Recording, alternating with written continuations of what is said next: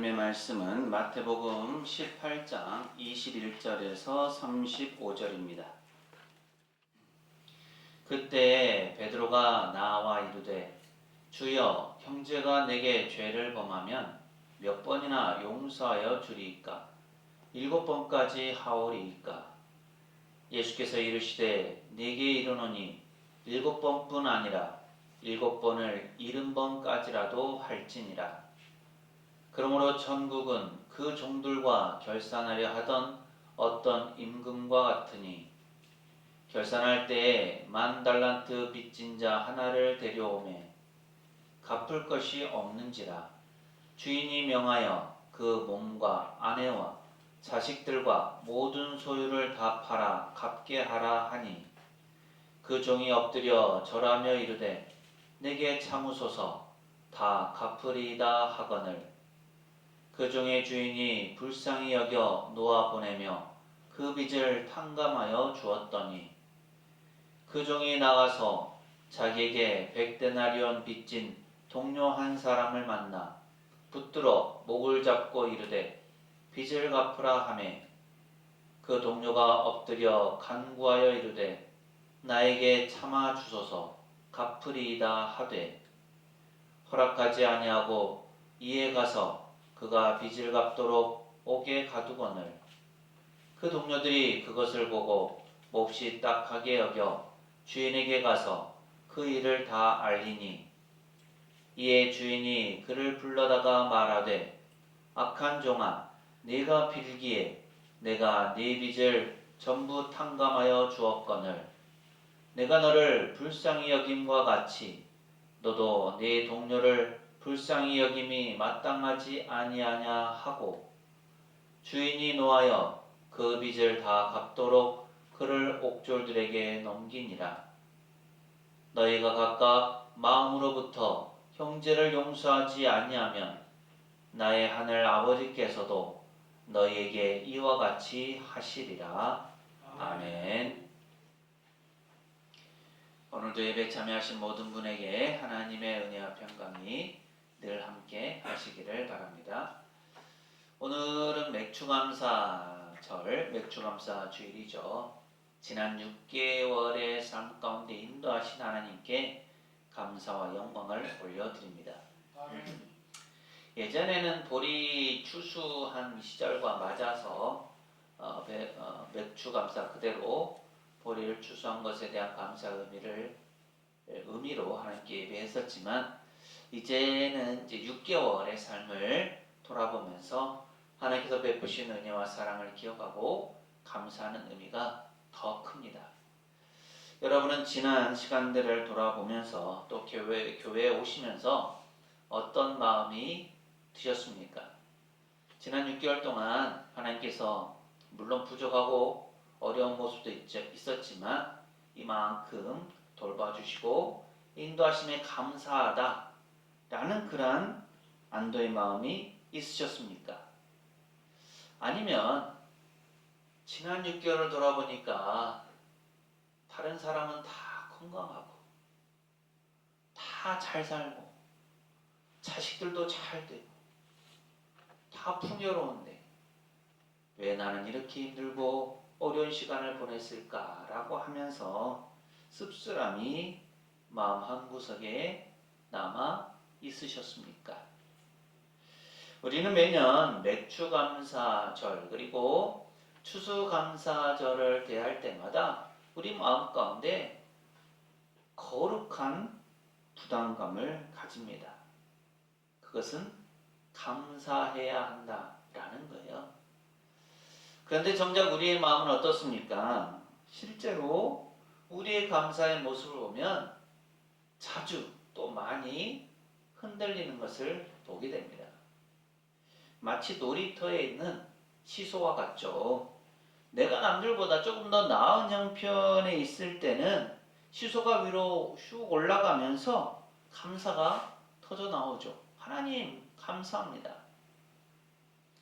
그런데 나보다 더 잘 사는 사람, 더 건강한 사람, 더 평안해 보이는 사람을 만나면 어떻게 됩니까? 내 시소가 아래로 툭 떨어져 버립니다. 그러면 방금 전까지 하던 감사는 잊어버리고 원망과 불평 그리고 신세 한탄이 그 자리를 채우게 되죠. 왜 이런 일들이 벌어지는 걸까요? 그것은 우리의 감사가 상대적인 기준에 머물러 있기 때문입니다. 내 조건이 남들보다 나은가? 내가 작년보다 더 많이 거두었는가 하는 비교와 계산에서 나오는 감사이기 때문에 이 감사가 늘 위태롭고 기간도 짧습니다. 오늘 본문 말씀에서 베드로가 예수님께 나와 던진 질문도 바로 이 상대적인 계산에서 시작되었습니다.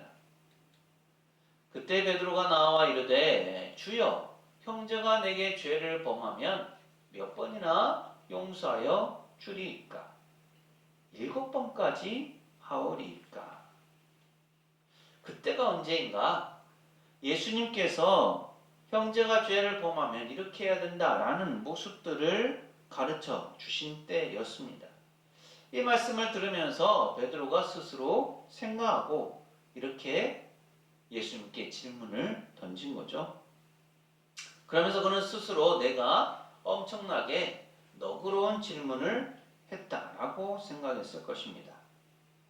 당시 유대 랍비들은 율법에 따라서 3번까지 용서하면 충분하다라고 가르쳤거든요.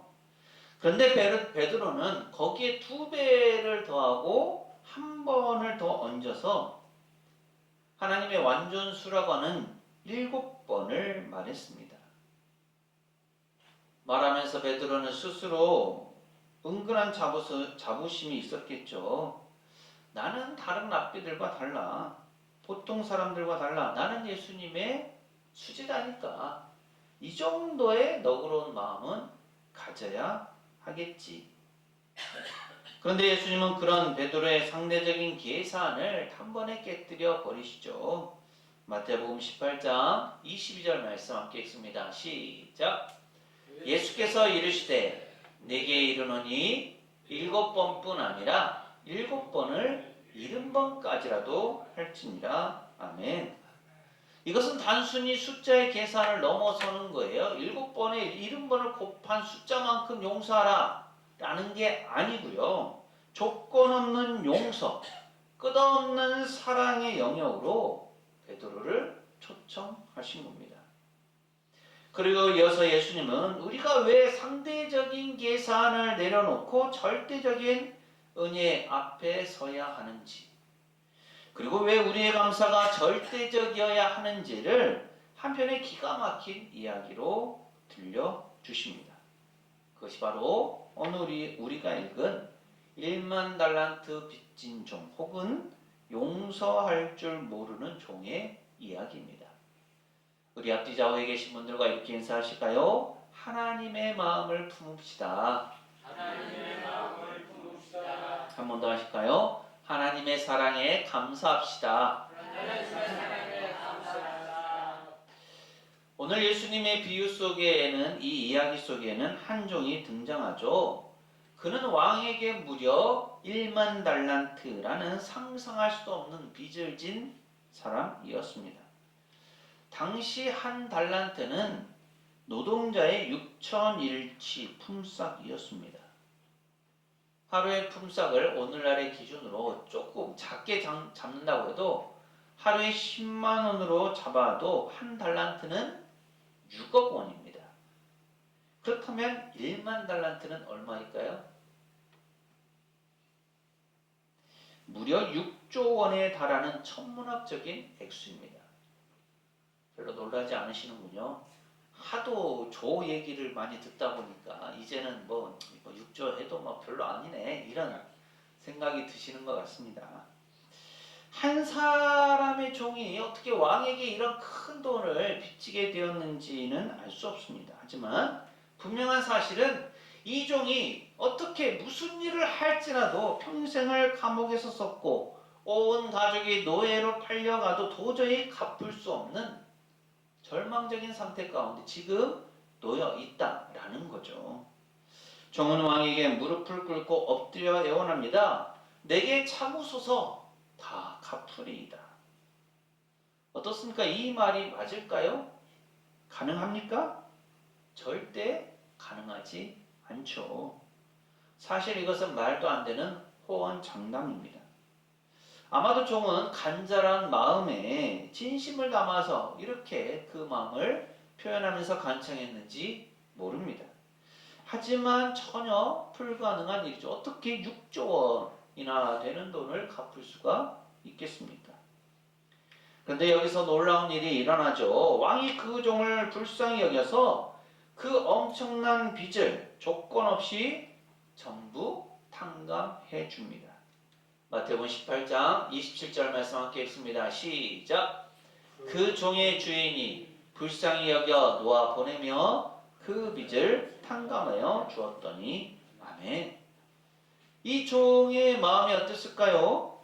마치 지옥의 문턱에서 살아온 것 같은, 날아갈 것 같은 그러한 기분이었을 겁니다.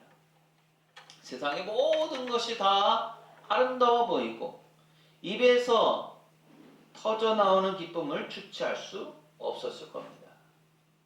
이것은 은혜의 순간이었죠. 그런데 비극은 그리 멀지 않은 곳에서 아주 빨리 시작됩니다. 이 종이 기쁨에 겨워 문을 나서자마자 길에서 누구를 만납니까? 자기에게 100데나리온의 빚을 진 동료 한 사람을 만납니다. 한 데나리온이 노동자의 하루 품삯이니까요. 100데나리온은 대략 1000만 원 정도 되는 돈입니다. 물론 적은 돈은 아니죠. 서민에게는 큰 돈입니다. 하지만 자신이 방금 탕감받은 6조 원에 비하면 어떻습니까? 60만 분의 1에 불과한 그야말로 적은 금액입니다. 그런데 여기에서 종의 태도가 돌변하죠.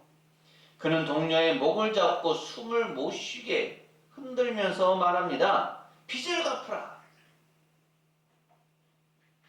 그러자 빚진 동료가 무릎을 꿇고 애원하죠. 나에게 참아주소서 갚으리이다. 자신이 왕 앞에서 했던 말과 도시 하나 틀리지 않는 똑같은 말로 동료가 빚을 탕감받은 종에게 애원합니다. 하지만 이 종은 그 동료의 간청을 거절하죠. 그리고 그 동료를 감옥에 가두어 버립니다. 여러분, 이 종의 모습이 이해가 되십니까?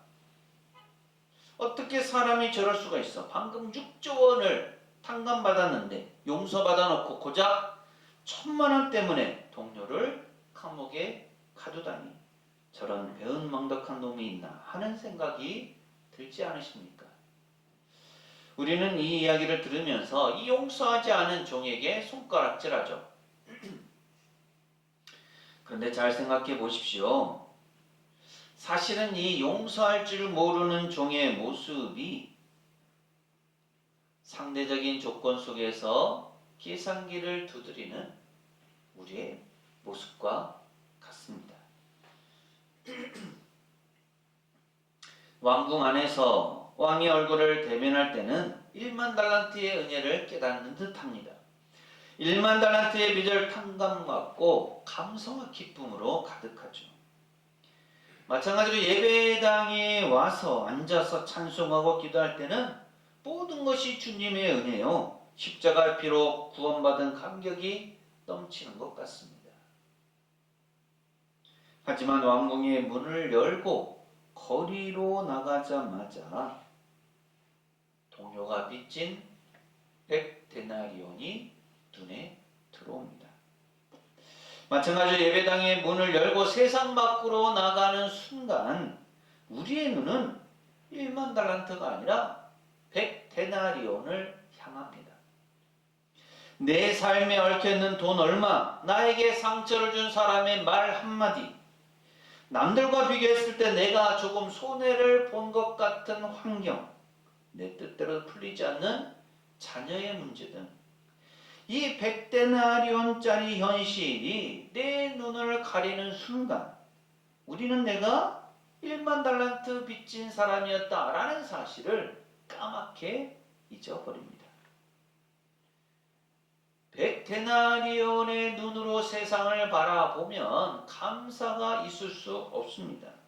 왜냐하면 내 주변에는 나보다 항상 더 100데나리온을 더 가진 것처럼 보이는 사람들이 가득하기 때문이죠. 저 사람은 나보다 덜 노력한 것 같은데 왜 저렇게 살까? 내 삶은 왜 이렇게 팍팍하지? 상대적인 계산은 늘 우리를 피해자로 만들고 원망의 감옥에 스스로를 가두어 버립니다. 혹시 우리에게도 이런 다른 사람과 비교하거나 현실로 다가오는 작은 것에 목을 매는 감사를 상대적으로 바라보는 모습이 있지는 않습니까? 반면 절대적인 감사는 어디에서 시작됩니까? 그것은 내가 하나님께 받은 1만 달란트의 크기가 얼마인지를 제대로 인식하는 데에서부터 시작합니다. 예수님께서 이 비유를 통해 우리에게 보여주시는 하나님은 계산적인 왕이 아닙니다. 만약 왕이 계산적인 사람이었다면 왕은 이렇게 말했겠죠. 그래, 네가 성실히 갚겠다고 하니까 이번 한 번만은 너를 믿어보겠어. 일단 올해는 10달란트만 갚아. 그리고 너의 행동을 보고 그 다음을 결정하지. 하지만 왕은 이런 상대적인 조건을 달지 않았습니다. 종의 처참한 파산형 상태를 보고 오직 불쌍히 여기는 마음 하나로 6조 원이라는 빚을 탕감하는 상상할 수 없는 은혜를 베풀어 주었습니다. 우리가 예수 그리스도를 통해 얻은 구원이 바로 이 1만 달란트의 은혜입니다. 우리는 죄로 인해 영원히 죽을 수밖에 없었던 영적 파산 상태에 놓여 있는 존재들이었습니다. 내 힘으로는 도저히 이 죄의 문제를 해결할 수 없고 영원한 형벌의 빚을 갚을 길이 없었습니다. 그런 우리를 위해서 독생자 예수님께서 십자가에서 자신의 생명의 값을 지불해 주셨습니다. 하나님의 아들의 생명값, 그것이 바로 우리가 탕감받은 1만 달란트와 같습니다. 절대적인 감사는 바로 이 사실, 나는 도저히 갚을 수 없는 영원한 생명의 빚을 조건 없이 탕감받은 사람이다 라는 흔들리지 않는 영적 진실 위에 서 있습니다. 세상의 조건은 바뀌죠. 보리 농사가 잘 될 때도 있고 흉년이 들 때도 있습니다. 건강할 때도 있고 몸이 아파서 병상에 누워 있을 때도 있습니다.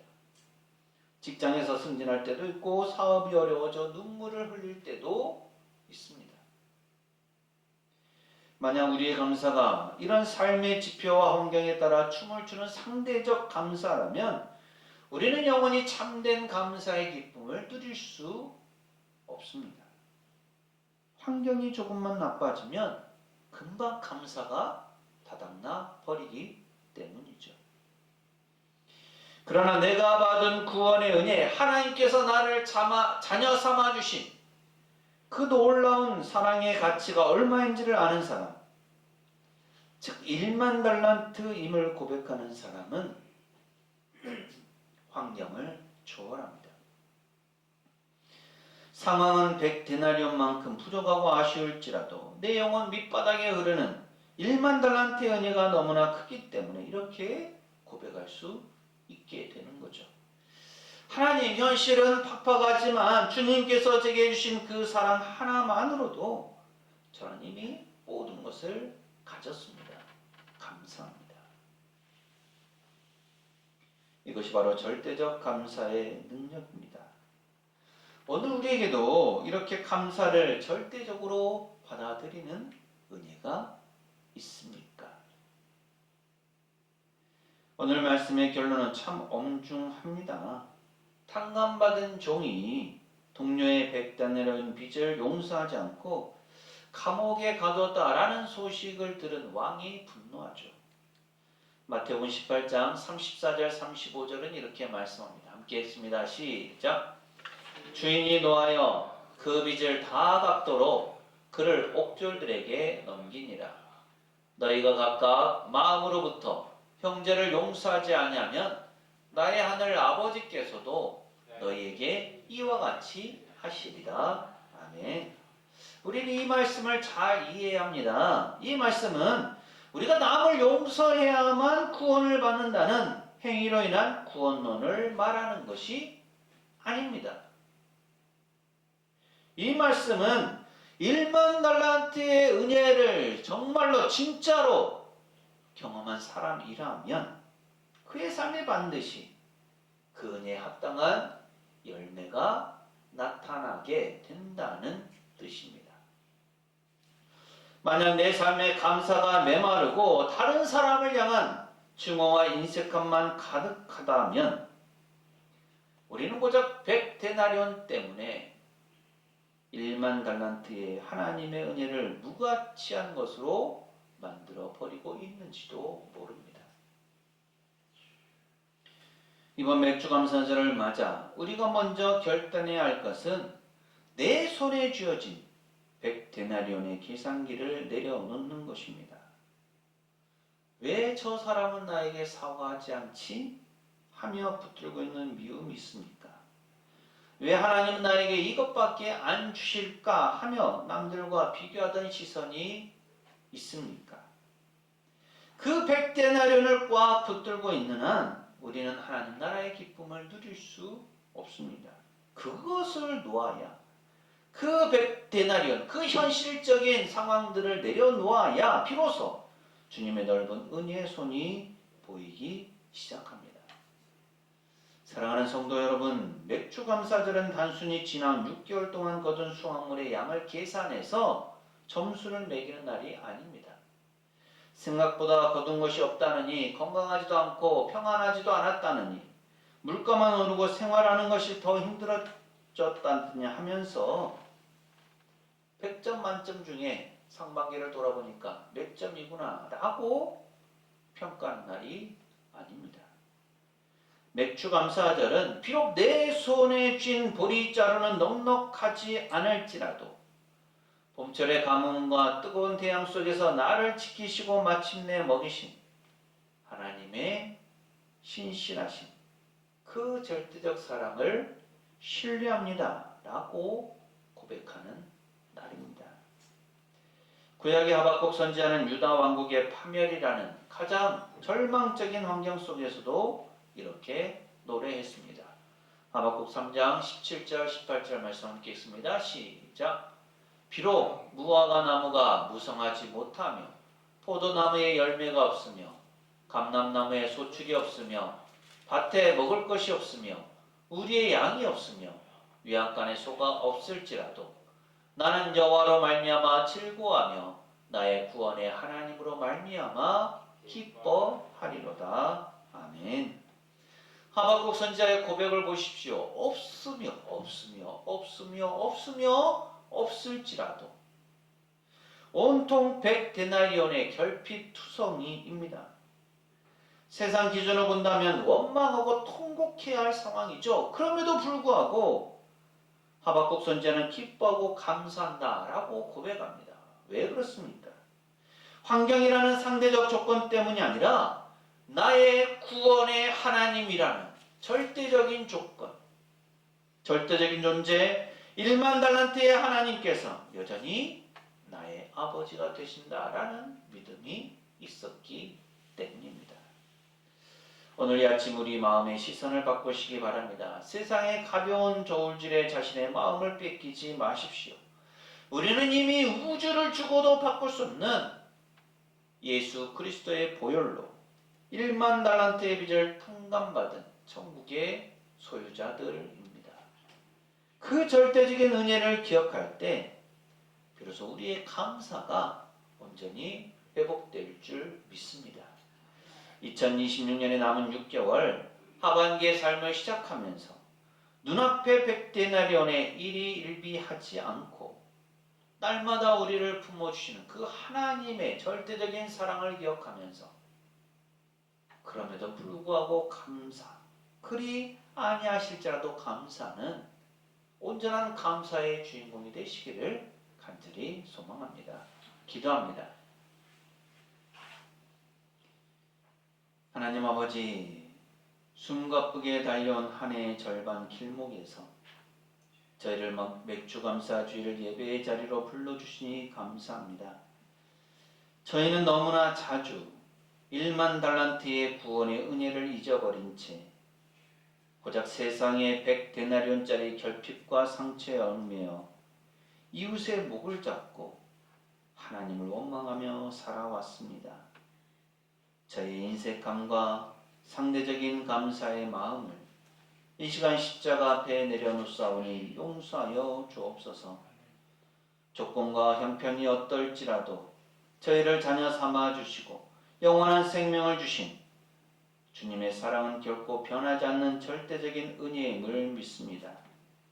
이제는 비교하는 상대적 감사를 넘어서 하박국 선지자처럼 오직 구원의 하나님 한 분만으로 만족하는 절대적 감사의 삶을 살게 하여 주옵소서. 그래서 저희의 남은 하반기 삶이 원망의 감옥이 아닌 날마다 기쁨과 감사가 터져나오는 감사의 천국이 되게 하여 주옵소서. 저희를 조건 없이 용서하시고 사랑하신 예수님 이름으로 기도합니다. 아멘. 하나님께서는 우리가 갚을 수 없는 1만 달란트의 빚을 탕감해 주셨습니다. 이 하나님의 은혜를 아는 사람이 하나님께 온전한 감사를 드립니다. 사랑하는 새송교회 교우 여러분, 이 말씀을 가슴에 새기고 세상으로 나가십시오. 하나님께서 우리와 함께 하십니다. 지금은 우리 주님 예수 그리스도의 은혜와 아버지 하나님의 무한하신 사랑하심과 보혜사 성령님의 충만 교통하심이 하나님의 절대적인 은혜를 깨달아 감사하고 찬양하며 삶 속에서 은혜에 합당한 열매를 맺어가기를 소망하는 새송교회 모든 교우들의 삶과 가정과 생업과 사역 위에 이 한 주간의 모든 생활 가운데 오늘 예배에 참여한 모든 이들과 우리 교회 위에 영원토록 함께 하시기를 간절히 축원하옵나이다. 아멘.